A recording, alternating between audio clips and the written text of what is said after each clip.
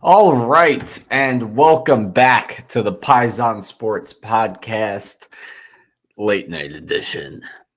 I don't know why I did that voice. I regret Is it this the latest that we've ever immediately. done? Yeah. What? Yes, definitely. How many It is. episodes do we have to go back to get the Seinfeld impression? The last one. It is. No, I've done it quite recently. I I do it know often. because who's the player we can relate it to? Because you went into retirement. You did it for the first how many episodes? You went into retirement, then you came out for a brief stint out of retirement, and then you went back into the turtle shell. So No, I kind of do it off and on. There's a few players that could fit that mold, however. But anyway, Paisan Sports Podcast, presented by Elevation 5280 Sports. Dante DePlacido, joined as always by Zach Deal of What's the Deal Sports. I've got to ask, and this is a positive What's the Deal segment. What's the deal with VJ Edgecombe? Is he edging? Is he combing? Is he doing both? Is he doing it all over the court?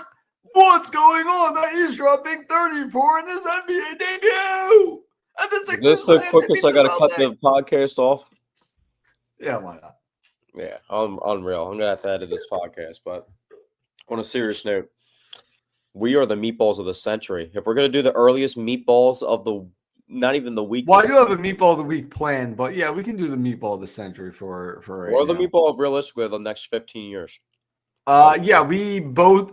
I do want to find the clip of us both saying we want Ace Bailey over VJ Edgecombe and post that online Yeah, because because it usually it I'll was a explain. bad take. It was a bad take. I know usually because I'll explain both sides of it, and I'll be like, I want this player, but that doesn't also mean I don't want this player. But I actually think I said that I want Ace Bailey and that I don't specifically want VJ Edgecombe. So that's I definitely big. So said, oh, come on, VJ, another guard. We need a power forward. And by the way, speaking of that, not to get off track, come, but as you know, a big reason I wanted a power forward this whole time is because rebound was struggling. Where the hell did Barlow even come, man?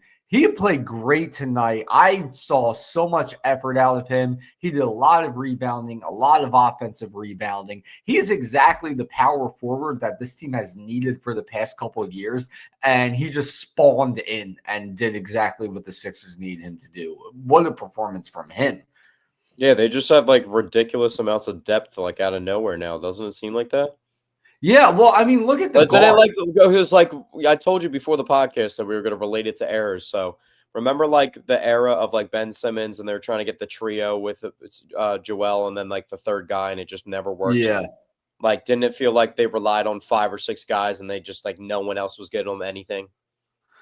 Yeah, pretty much. Like Like how deep could you go in a roster? during Like that era, they really struggled with building a good bench.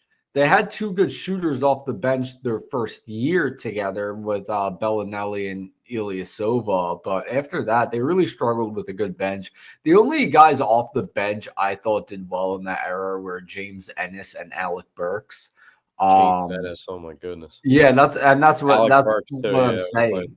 You I know guess what I you mean? can add Quentin Grimes to that because Quentin Grimes really actually went off for. Well, this is a new era of Sixers basketball, right? I know. I'm just talking about And different eras of guys. Quentin Grimes, like we are so fortunate to have him off the bench. We are so fortunate to have Kelly Oubre as your fourth option in terms of the starting lineup. I think right? just both of those guys. We haven't even gotten Jared McCain back yet. I know. The one but I negative think both of those guys tonight, need to like they're like rhythm guys. So I kind of worry about them adjusting to like more so of like not getting the ball all the time because there's so many mouths to feed now. It feels like it's almost like overwhelming. It's like the Eagles offense. They have like so many guys that can score where like they just won the game. And how many points did Joel have, bro? It was like 4 points, 4 points. He looked awful. But you know, it's his first game back. So why are they running plays for him at like the 3-point line? Like I literally was watching him in the fourth. I don't know. Yeah, they had him shooting a lot of threes. But on the plus side of shooting threes, I mean, VJ making 5 threes or what was it, 5 or 6 threes that he hit. I know Maxey hit 7. Yeah, Maxey hit 7. Yeah, but why? That doesn't impress me, bro. Dude, I told you from day one that Tyrese Maxey was that good. I told you. What did I say about Tyrese Maxey when we talked about him in the very beginning when he got drafted? I told you when you get the co-sign from LeBron. We didn't know each other when Tyrese Maxey got drafted. Dude, I told you when we first talked about the Sixers, I'm talking about. When we first talked about the Sixers, the first thing I told you is I knew Tyrese Maxey was the one because LeBron co-signed I him. thought you were trying to say when the Sixers drafted Maxey, No, you told that was me. like 2 years no, that before we started the timeline doesn't podcast. match up. But okay, No, I it get what was 2 you're years saying. before they started the podcast. We were Yeah. the first year of us doing the podcast talking about Sixers, if we want to go back to that, was like what, the heartbreaking James Harden era when we like were up the 2 games. Yeah, that was the first Sixers postseason we covered. Yeah, that didn't end well, but let's not to get off topic though. I know, but yeah. also if we want to just like make that actually circle back and make sense, that was also that game 7 Joel underperformed. Doesn't it feel like Joel's just like so lopsided? Like he's either dropping 45 or he's dropping like 14 on like 4 of 21 shooting and getting some free throws mixed in. Like maybe current day Joel Embiid, that was never a thing with him. I remember the streak of games he had of scoring 30 plus. But yeah, maybe nowadays it's kind of the Joel Embiid. I just hope he can get back into the flow of things, get back into game shape, stay healthy, and get back to the dominant Joel Embiid we know and love. Well, they're not going to ask him to do as much as like they're asking him to do before. Like, dude, not asking him to do as much, but I'm talking about like efficiency wise, right? I know, but dude, he's not just an offensive player. Like, I feel like we're always talking about his offense. Why are we always talking about his offense? When he first came in the league, he was arguably the best two-way player in the league for what he did. How many blocks did he average when he was going on that run his rookie year? How many blocks did he average? It was like 3. He was blocking shots a lot more often his rookie year. Dude, he was. You know how aggressive he was as a defender, and now he's just so laid back and just lets the ball come to him. And I understand, like, it's a veteran move of more so just like planting your feet and just playing defense that way and not jumping around and getting erratic fouls. But like, I don't know if it's the injuries, but he used to be such an aggressive and like athletic defender, and it just like doesn't seem like that's a part of his game anymore. And it kind of translates into his offense because he used to get rhythm as like. He would be like LeBron, bro. He would block a shot on one end, and then he's running the floor and hitting a 3 or, making an and one layup on a Euro step like that, or the Giannis, like the top players in the league making plays on both ends of the court. But it just doesn't seem like not only I know he's still the talented scorer and everything. I just don't think he's anywhere near the same defensive player he used to be. But with that being said, they're not going to ask him to do as much. They have a young superstar, the 3rd overall pick, who might be the best player in this draft class. I'm not freaking out over one night. I love Cooper Flagg, but if VJ is going to be shooting threes like this and be this offensive player along with his defensive potential, I mean, this guy really is the limit. Here's the thing. Here's the thing about that, right? Going into the draft, my head was at was Cooper Flagg is undoubtedly the best player in this draft. I wish we had somehow landed the number 1 overall pick. That would have been sick. Yeah. After we drafted VJ Edgecombe, and my other thought was Sixers should draft Ace Bailey. A little bit after we drafted VJ Edgecombe, I came around to thinking, you know what? I think VJ Edgecombe is going to work out better than Ace Bailey. He's not, the positional fit that we need, but I think. Why you say that real quickly? Let me ask you one question, then keep going. Was VJ not even your second guy after Ace Bailey? No, I would say he was second after Bailey. In terms of who else I would have wanted the Sixers to draft, I probably would put Edgecombe second. But yeah, and so then a little bit after the draft, after doing more research, after looking into Edgecombe more, I thought, okay, you know what? He's gonna, he's gonna be the better player here. We'll just figure out a way to make it all work, hopefully. And then, after the summer league, I'm starting to think, you know what, Edgecombe, man, he might be the steal of the draft, which is crazy to say at pick 3, but in terms of, him versus the 2 guys in front of him. After the preseason, I'm like, you know what? Fuck Cooper Flagg. I think Edgecombe is going to have an even better rookie year than Flagg. And after tonight, I'm saying, you know what? Edgecombe is going to be the best player in this draft class after this year. The rest, I mean, it's, in the NBA, after 1 year, the draft class might look a certain way, and then another 5 years, it looks a completely different way. So for right now, I'm just saying by the end of this season, Edgecombe's the best player in this NBA draft class. You're making that declaration. I'm making that declaration. You now. remember I'm what not happened? that declaration right He now. just had the third most points by a rookie, the last rookie to score 30 points, and he's the only rookie actually to score 30 points in the 21st century.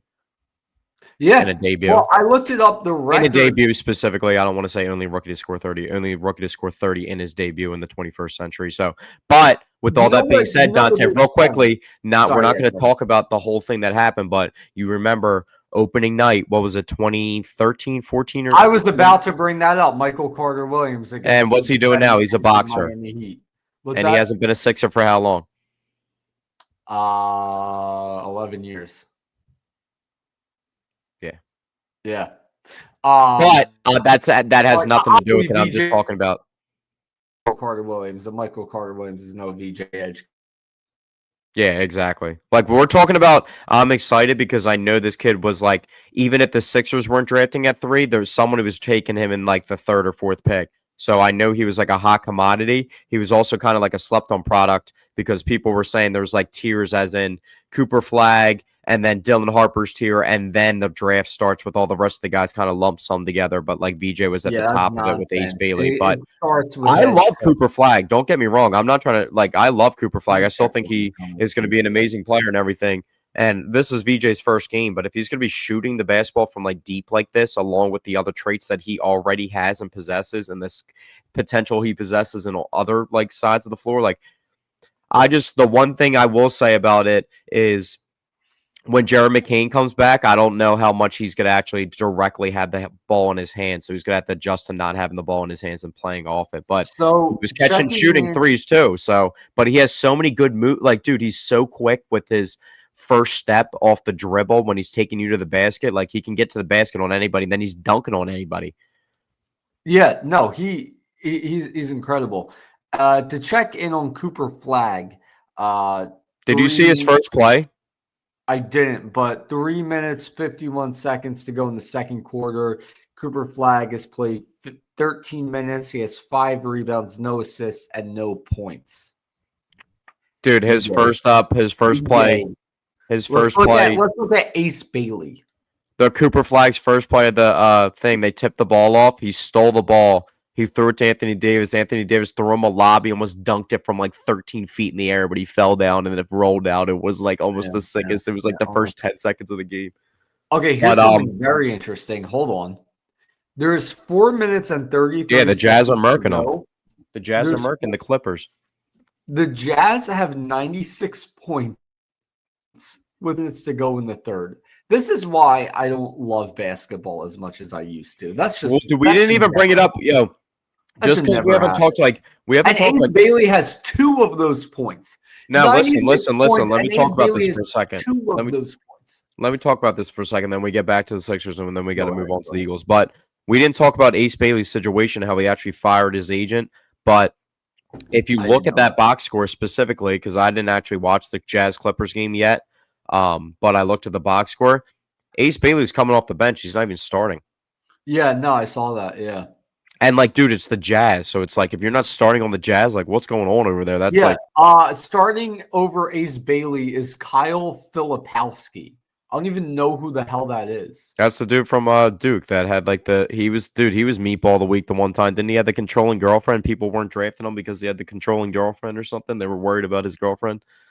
I don't know if I remember that, but I don't know. I really like we don't really actually talk too much around the league basketball a lot, but I really pay attention to it. I really like basketball. I follow around the league a lot more in baseball and football than I do basketball these days. Yeah, basketball's good though, dude. The first game of the season last night did you see what happened? The Rockets, it was double overtime with the Thunder Rockets, the first opening night game of the season. Double overtime.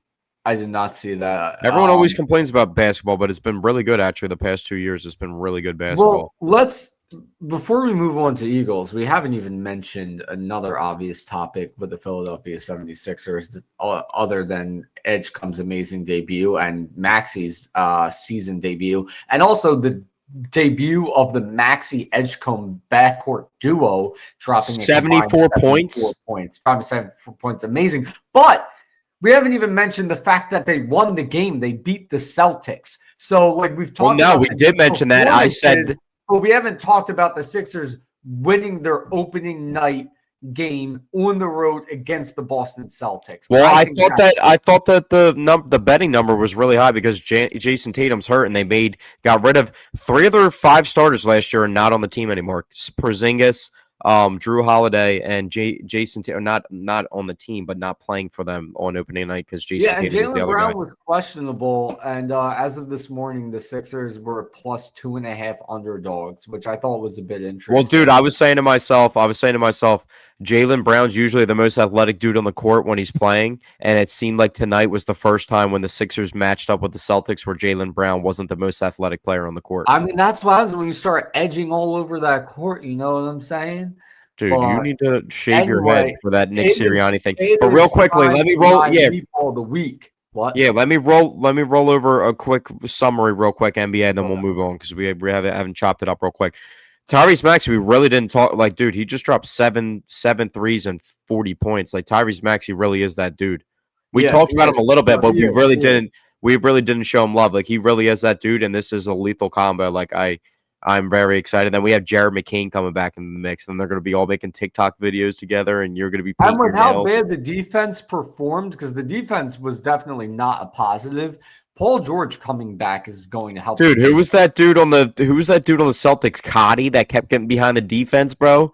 He scored like 10 points in the fourth quarter. He was going off. But also, Dominic Barlow was ridiculous tonight. He was very, very good in his role, and he played exactly perfect. Was the other guy? What was his name? And I saw Kyle Lowry wasn't a factor actually in the game, but he was really coaching up Tyrese Maxey on the sidelines and getting them going. I feel like they just have a perfect mixture of a bunch of different things. Like, Kyle Lowry's not going to be actually play, bro. He's just pretty much getting like a player coach, pretty much an extension of the bench. So, and I'll take that. Like, I don't really care. There's 15 and then he's spots. there if there's an injury and you. That's what I'm saying. And he can go eat, like, if they get into a spot in the playoffs where when they make it and they need someone to eat like a couple fouls to be physical with a point guard in the beginning of the game, just throw Kyle Lowry in. Yeah, that's the perfect role for him. So, and just Kelly Oubre, they just have a really good mixture, guys. Justin Edwards, I don't even think played. We still have Eric Gordon too. Yeah, Justin Edwards, I don't even think played or checked into the game. Dean Bono was out there. Drummond played 3 minutes. I feel like this team has a lot of old veterans that we're just going to keep forgetting are on the team. Well, they're just going to probably dump them off the trade deadline and then just keep flushing this roster with new youth guys. And, like, I think do you think, last thing we'll talk about Sixers, move on. Do you think they'll open up a roster spot for Quentin Grimes to become a part of the future? As in, like, getting rid of guys like maybe Kelly Oubre and Andre Drummond to make a spot for Quentin Grimes to be retained? Hopefully they do, but hopefully it's not the avenue of getting rid of Kelly Oubre. I know. I really like Kelly Oubre as a player. I think he's a perfect role player. He played really well. He hit some timely shots. And dude, I love how in the playoffs the last couple. Talk about not only did we beat this, they beat the Celtics. They came back down 12 points in the fourth quarter. Well, dude, I love that in the playoffs. 3 to help assist that comeback. In the playoffs, he's been taking on the assignment of being the on-ball defender of like the best, like the ball handler of the other team. Yeah. Like Kelly Oubre is very underrated, very underappreciated, and more than just a good-looking face. But now it is time for my meatball of the week. Pause. And my meatball of the week, actually, I have a meatball of the week, and I have the opposite of a meatball of the week. I haven't figured out what to call it yet. I'm thinking maybe vodka cutlet of the week. I don't know. But my meatball of the week is you have a side appetizer for the meatball of the week? But no, it's like a positive. No, I got you. We got the garlic naan of the week. No, I don't like it. Meatball of the week is TJ Hawkinson, because not only did TJ Hawkinson drop what would have been a huge touchdown grab for the Minnesota Vikings that could help them come back to beat the Philadelphia Eagles on Sunday, he went on to complain and bitch and moan and complain like he was robbed of a touchdown. And he even went as far as listen. Wait, no, because he even went as far as to say, I don't understand how New York can call in and change the call. My brother in Christ, that is how it works. All scoring plays are reviewed, and they are reviewed by guess who? New York. That's how it works. All right, well, listen, dude, you got to give him some respect. It was a great effort. It was a great effort, sure, but you didn't catch the ball. Stop complaining. Yeah, no, but dude, that was the only thing I was going to correct you on. The only thing I was going to say is you said he dropped it, bro. He full extension almost caught it. He just didn't catch it. He didn't drop it. He didn't catch it. I get what you're saying, but yeah, no. I get. Yeah, but bitching and moaning about like literally the official review system. Bitching and moaning about the official review system is ridiculous. But how many MLB players do you think are going to do that when they add the automated system into baseball? That's a good point. And you're going to be doing it. You're going to be doing it from your couch. The way I phrased it sounded like he was open. He dropped what could have been the game-winning catch. No, he made an unbelievable effort. Almost had it.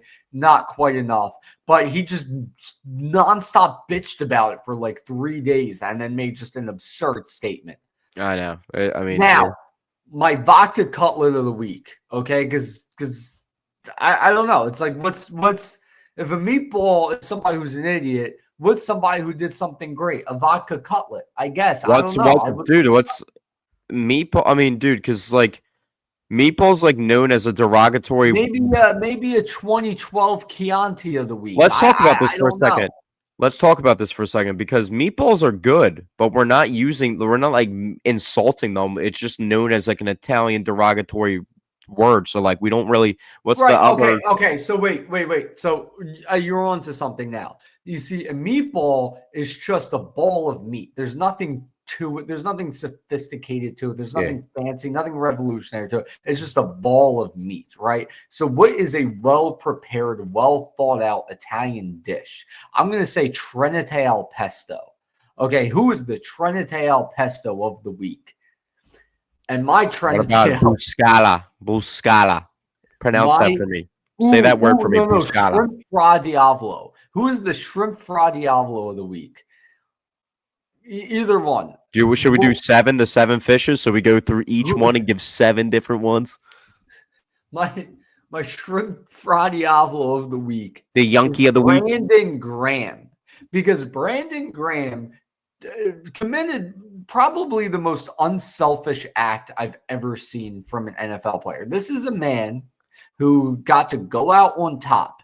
He got to retire after winning the Super Bowl.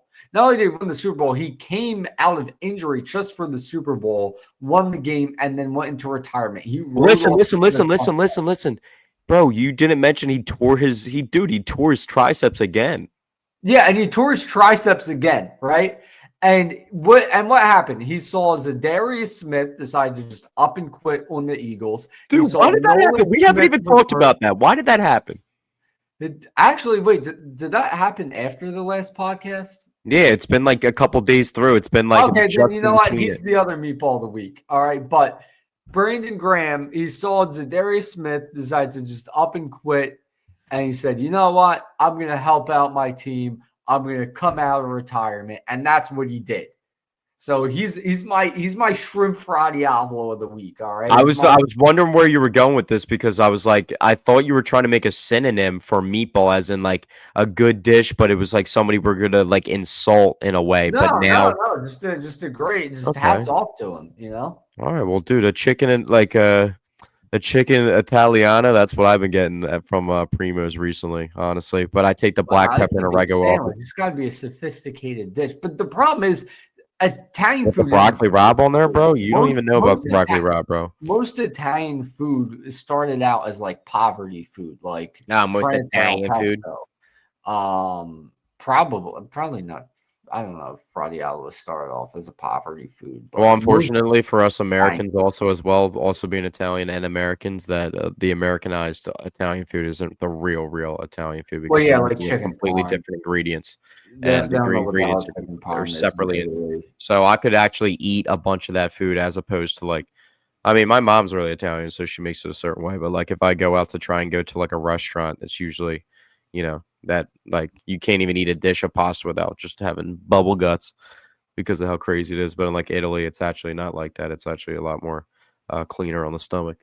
for Well, the yeah, and ingredients that they use. it's all fresh food. And the pizza's entirely different though. But like my Well, yeah, it's style of Neapolitan style. my style of liking pizza, like you're not like getting buffalo chicken slices and cheesesteak, but like that I like you. Let's talk about this for a second. Food, because we're Italians, we like We're food. on a limited All time right, hold on one second. I podcast just want right to answer this. now. Are We you don't a need to go topping full sidetracked. dude? Are you a toppings guy with pizza or not? Because people been telling me recently If that I do toppings, I'm keeping it simple: pepperoni, maybe sausage. sausage, but not all together. I'm either That's gonna what we do can do. pepperoni. That will be if we have two meatballs of the week, it'll be the sausage of the week, the Italian sausage, the Vienna sausage of the week. All right. Well, maybe that could be a good segment for the R-rated Paisan Sports podcast, sausage of the week. I But mean, listen to let's what you were get saying back to about the VJ. Eagles. You were saying what were you saying about VJ earlier?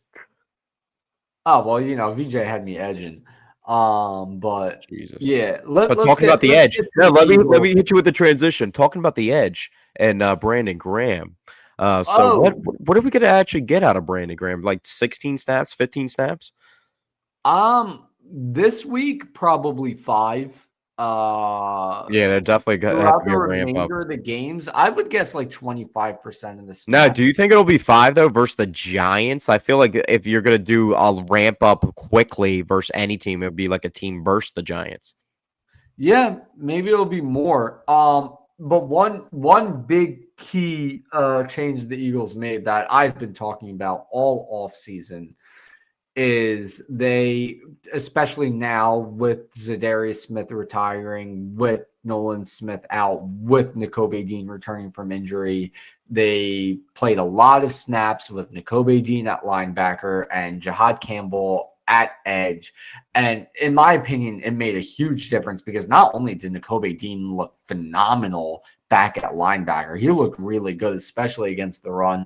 And Jahad Campbell looked good as an edge rusher. And I think that Well, really I helped just them. think it opens up their defense to be able to run so many different coverages because they have so many good coverage linebackers. Jalex Hunt used to be a safety for when he first came into college. You saw he got the pick 6. Jalex Hunt can drop into coverage too, and they got Jahad Campbell being able to drop from a different position on the line of scrimmage and then dropping backwards and confusing confusing the offense and the offensive coordinator. I felt like the versatility that their linebackers had on Sunday. But one thing I will say is, I don't like to be critical too much or go over the top, but doesn't it feel like Zach Bone's kind of in like a little bit of a funk right now? I wouldn't say funk.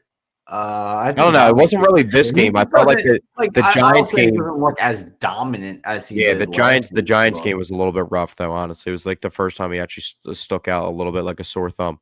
But as we're breezing over Eagles stuff, we talked about the linebackers a little bit. The edge has some reinforcements, and I feel like Nolan Smith's still in the IR. So when they get him back, they'll actually have a lot of versatility if Jahad Campbell's consistently playing on the edge and Nakobe Dean's back healthy. But Jeremiah let Trotter also got banged up in the last game, so the linebacker depth needs. Jeremiah Trotter played last game? I didn't He even. plays special teams.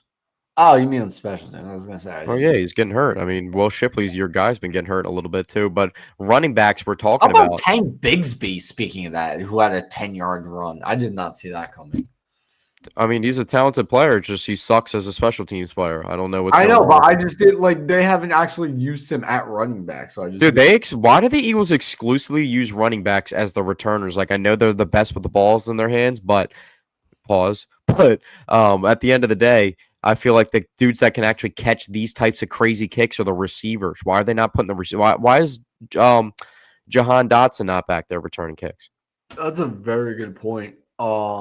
That is a good point. But let's, you know what? But what I do really want to talk about, because we are on limited time, and the elephant in the room regarding the Philadelphia Eagles game is Jalen Hurts. Perfect passer rating, 300 plus yards, 3 TDs. That was, in my opinion, that was one of those statement games from Jalen Hurts where it's like week after week, oh, Jalen Hurts can't throw the ball. Jalen Hurts can't throw the ball. And then he throws the ball, and it's like, oh, wow, he actually can. And then everybody, like after a few weeks, goes back to thinking he can't throw the ball in the cycle. All right, well, I let you give your shout out to your boy, and obviously you know how I feel about Jalen. Salute to him. He just went off. He's throwing the ball down the field. But let's talk about one of the guys he's throwing to. Devontae Smith. Let's make a comparison. Who's more underrated in their sport, Tyrese Maxey or Devontae Smith? That's a great question, and I'm gonna have to go Tyrese Maxey.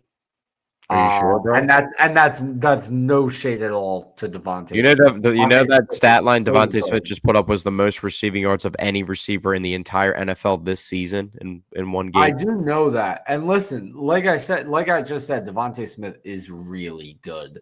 I think something that's just so underrated as part of his game. But I don't want to be unfair to Tyrese Maxey right now. And say, like he's not impact winning because basketball's so hard to impact winning because it's just like such a team sport, like what you have to do as a functioning team. Even LeBron, obviously, you saw had struggles before just trying to do it by himself. But Devontae Smith like really impacts winning on top of what he does. He's the leading playoff receiver in Eagles history. Yeah, no, listen.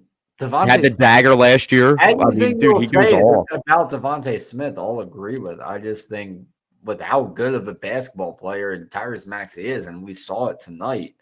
And how wait, Dante, can you check your phone real quick? Can you look at the fantasy football league and actually give me some credit? Because all you've ever done is talk shit on my fantasy football team, and now it's time to bring the cannons in. Which league? Oh no, we're not talking about the one league. We're talking about the league we're in, the Elevation 5280 Sports. Oh yeah, you're doing good in that league. Yeah, you're not doing look good. Look at my stat line last week. You are 0-7 in the other league. Look at my stat.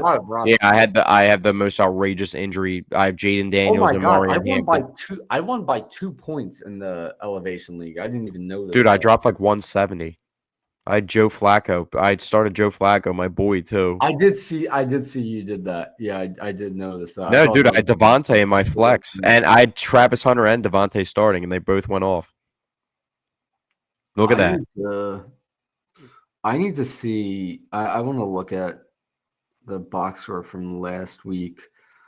I won thanks to AJ Brown finally going off again. It was. Do you think that's how do you feel about this Eagles team? Does this team feels a lot more like the 2022 team than it does the last year's team, doesn't it? Wait, dude, they're not running the bro. Saquon's averaging like 3.5 yards a carry, bro. They're not running the ball. The offensive line's not that good. The defensive line's not that good either. That's probably the difference of 2022, and that's kind of the struggles they had back then too. Reliability on those guys, like consistently. But like, dude, they're just like really just AJ, Devontae, and Jalen are just going off, and it's just and they have like secondary helping them out a little bit on defense, and the linebackers, and that's really how they're getting it done. Yeah. Well, I mean, the funny thing is when have we ever been in an era of Eagles football where the defense is led by great linebacker play? When has that ever been? Dude, our D line, this is like the worst D line we've had in like a really long time, too.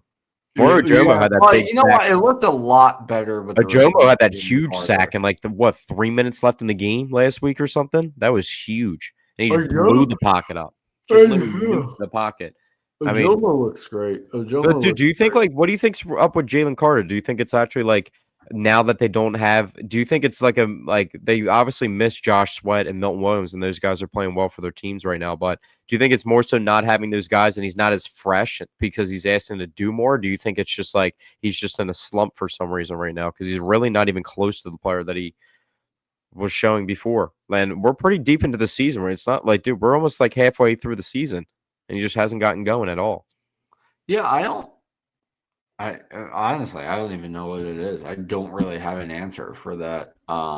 Usually I have some sort of comment, but with that being said, with how he's slumping, would you have been more hype? Who would you have been more hype about? Brandon Graham coming out of retirement or a couple years out of retirement? Fletcher Cox says he's coming back. Brandon Graham. That's not even close. Why is that? For multiple reasons. One, we saw Brandon Graham play really well as recently as the last season.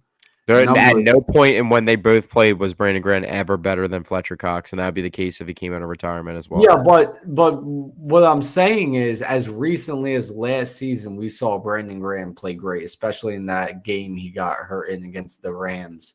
You know what I mean? So it's like, did we see greatness out of Fletcher Cox in his final season, and that was longer ago. I don't know.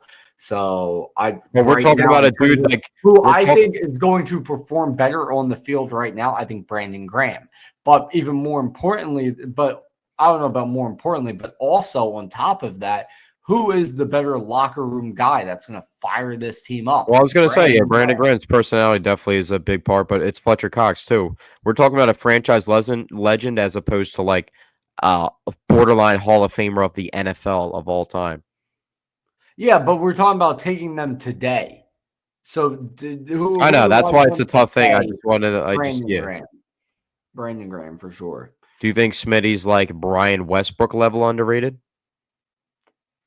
Brian Westbrook was. I think he's a little. Well, I think he's a little more underrated than Westbrook. Like dude, Smitty has yet to make a He's yet to make a Pro Bowl, but he's the leading receiver on the Eagles this year. But dude, AJ had a good game too, and he had a great game. He had dude, they really went. He had 3 big plays.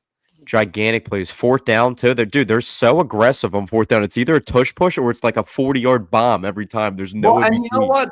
That's what happens when a lot of times you fight your way to pick up that 4th down. You know. Well, dude, I'm not trying to act like I'm. I expect you to just bomb it on 4th. I know, but I'm not trying to. Brown, it works. They're not like moving the chains by running the ball anymore. They just don't have that as a element to the offense right now. Like, dude, Saquon's in like a severe slump, so they really have to rely on the passing. But they're like really getting it done. But also at the other end, they were kind of getting it done this week and mixing it in more. But I heard a lot more of the national media talking about what we talked about before, as like they had like no like over in the middle passing game. It's like there's no like intermediate, like it's all like stuff kind of a little bit further than the line of scrimmage, like slants and stuff like that, and not really stuff off the line of scrimmage, just like 5-7 yards down the field and then get the ball in their hands. There's nothing really 15 to 20 yards down the field. It's like a bomb or a 5 to 7 yard route. Well, here's the thing. Like, obviously there's still issues with the play calling. But we've been slowly seeing some improvements. You know, like this past week, we saw play action from under center. Yeah. We didn't see that all season. Like, you know what I mean? Like, the comeback win against the Rams, we finally saw them throwing the ball downfield. Yeah. Like, that should show you, like how we started, like in terms of like what we're getting out of the play calling, that should tell you how we started with absolutely nothing. And we've slowly added simple stuff into the offense, like throwing the ball downfield. Dude, my favorite play of the season. Every time we compliment his play calling, my favorite play of the season was the Dallas Goedert little flip out on the goal line for the touchdown. They've done that twice now. They've done that two or three times. Dude, it's a fire play. That's the Andy Reid to Travis. How many touchdowns do you think Travis Kelce has scored like that for the Chiefs in his career? Like 20, 25? Well, and Aaron Rodgers used to do a lot in Green Bay too. Dude, it's just catching the defense off guard. And Jalen's at this point where he's had so many different offensive coordinators. He knows so many different things about defenses from all the different looks he's been given, and with all the knowledge of different stuff he's taken from different coordinators to the point where he can see these things, and you just got to let him rip it. You know what? There's no issues like what? Are they not running play action under center because they think Jalen has issues with pushing the ball down the field because of the lack of arm strength? Like, dude, he's ripping the ball down the field. He's like arguably the best deep ball throw in the entire NFL. He is. And the other one final thing I want to mention, and I just want to mention something off of what you said, and then I mean we're out of time. But the thing with Jalen Hurts is, like, I saw somebody on TikTok talk about, oh, he threw the ball really well on Sunday, and before that he wasn't throwing the ball well this season. And it's like, you could say the offense was struggling this season, but Jalen Hurts has really only had 2 bad throws all season, the interception and the overthrow, which the overthrow might not have even been his fault. Like, to act like Jalen Hurts is not an accurate passer, it's just insanity to me. And I feel like that's what people say, like, oh, he can't throw. Like, you're not actually watching the game. You're just looking at the box score. Because if you actually watch any Eagles game, like, you'll rarely see Jalen Hurts just have an inaccurate throw. Bro, you know he has 11. Bro, you know he has 11 touchdowns passing and 1 interception. Yeah. Yeah, but also to go off of what you were talking about with the shovel pass to Dallas Goedert, you did have me curious. I decided to look it up. Dallas Goedert currently has 5 receiving touchdowns on the season. That matches his Dude, I career was going to high say from that in the very 2019. beginning of the podcast. I was going to say, dude, we never give him enough love because I said AJ, Jalen, and Devontae are going off, but really Dallas is in that combo too. And we act like it wouldn't have been a big deal. Dude, you need to owe him an apology because you kept trying to act like Grant Calcaterra is the next guy. He could easily fill I in. never And I'm said not he's the worried about. next guy. I just wasn't with how Goddard was performing last year. Calcaterra was putting up the same performances. What Dude, Calcaterra did. how many times do I have to Other tell you than Dallas? blocking. Other than blocking. How many times did I have to tell you Dallas Goedert was the 4th leading receiver in the entire playoffs last year? And you were just bugging. All right. But anyhow, Real quickly, though, a couple of interesting things before we get out of here about the Eagles. Jalen Hurts, not only Saquon's averaging 3.3 yards per carry and has less than 400 yards, Jalen Hurts is also averaging 3.4 yards per carry as a rusher as well. So it's yeah, he not hasn't only, been doing it with his legs as much. dude, It's the the running running, is literally, bro. bro, two things that are the 3 biggest things of the history of Eagles football is built on. Would you say 3 elements of football is 3 categories that you would build it on? I'm not going to trick question you. If you don't get it, I'm answering it right Wait, away. I don't understand the question. Name 3 things about Eagles football that has always been true. Like three of the most important things in any Um, vicinity, and I'll tell you if you're right. Or I'll just tell you what I'm talking about. I'm still a little confused by the question, so I'll just answer what I Elements of think the you're game, like asking. elements that every Eagles team has. Okay. Unlike this year, number one, a great pass rush. That's always a Correct. big thing. One of them. Correct. A mobile quarterback. No, And that's a little too specific. Rushing attack, just in general. a franchise tight end. Yeah. Well, I was just gonna say a running attack. Or hard hitting safety. Two of the things I was gonna say is a running attack and a pass rush. That's 2 of the biggest identity things that like almost every good Eagles football team ever has had, and they really don't have this year, and they still are one of the best teams in the league, and they can get Yeah, and revenge on the Giants. also what have Eagles teams famously never had? A good wide receiver. What else? I wouldn't say not having a good corner because there have been some Nah, great. you're tripping. We had good wide receivers. We just didn't have them as like long. Like, dude, AJ and Devontae have been cooking for like years now. It's on like year 4 No, of but them this is together. what I mean. Like they never, bro. Our franchise leading wide receiver is Harold Carmichael with Dude, like that's but bro, that's what I'm saying, bro. You're telling me Jeremy Maclin and Deshaun Jackson were on fire? They no, just were but that's fire what for I like mean. 3 years. That's what I'm saying. Like we rarely have like elite talent at wide receiver over an extended period of Well, time. that's why I just said this is year 4 now. So they actually have Yeah. been together for quite some time. And what have we done? Went And to it's 2 not Super Bowls. likely. It doesn't often happen. Like, yeah, Macklin and Deshaun Jackson is like the only other example in franchise Dude, history. people are tripping about like Before AJ. Macklin and Jackson, we had histories of receivers like Todd Pinkston And and James Freddie Thrash. Mitchell and James Thrash, and 4 years of Chris Carter before he went to Minnesota and became an elite player. Chad But Lewis was a top Chad receiver on our team. Lewis. The only great wide receiver we ever had before Deshaun Jackson was Timmy McDonald. God damn it, Dude, it felt like we just we went too blue collar at times. Like, bro, remember we were running Leonard Weaver at running back as a fullback? Like, we were going too blue collar Philadelphia. That's I why we don't. weren't winning. I do know it is late and it is Oh yeah, time for me to okay. go to bed. But yeah, before we get out of here, just Jalen Hurts is really balling right now. Like He is. he's in the He's MVP. doing his thing. He's doing his thing. MVP. He's in the MVP race. So, and Isaiah Rodgers was balling until he saw his former teammates and realized I did want to bring that up this week, but I wanted to talk about that for a bit, but we're all right. What do you think versus the Giants? They get revenge in a big way, like a significant way. I mean, they're definitely going to get revenge. I'd be shocked if they lose to the Giants. What's one thing that would concern you going into the game? Not going wood.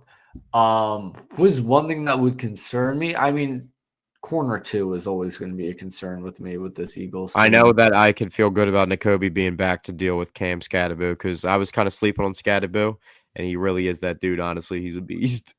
Scouting was good, but you know what? But that's the thing. I like Nakobe. I like Bond. I like Campbell. We're gonna see how we handle Makuba's Skadich. got to keep making plays too. He feels like he's been making some spark plays here and there, but like if he starts to consistently make them, that brings his defense to a whole nother level. If Because only we could face Carson Wentz every week. dude, but yeah, well, I was gonna say if this defense isn't gonna get sacks, they need to get turnovers, and they've actually been doing that this year. So that's interesting because that hasn't been an element to their team in quite some time since like Malcolm Jenkins was playing safety for them, and they usually get turnovers like that. So Yeah. all right, well. Thank you guys for tuning in to episode 119 of the Paisan Sports Podcast. I mean, we got good stuff going on in Philadelphia sports. The Phillies crushed our hearts once again. We didn't even mention them one time for talking about them for the last 8 months passionately for 30 minutes every podcast. But VJ Edgecombe, not only 34 points, third most by a rookie in his debut, and the only rookie in the 21st century to drop 30 points in his debut. But did you also know he broke LeBron's first quarter record, rookie debut record for most points scored in the first quarter? I did see that. Yeah. Yeah. LeBron dropped 12. 14 for VJ. Yeah, and Edgecombe dropped 14. Yeah, man. I mean, you just gotta keep on edging, you know. Yeah, I'm literally gonna censor you every time you say that. So, and I'm gonna shave your head because you didn't do the Nick Sirianni bet, and you're just a fraud. So, I forget what we were talking about before the bet we were trying to make, but you can't even make it double down bets now because you still got to shave your head. So, but thank you guys for tuning in to episode 119 of the Paisan Sports Podcast, and we will be back on Sunday in a couple days to update you on VJ Edgecombe when he dropped 60 points when the Sixers play next. So, see you guys. Peace.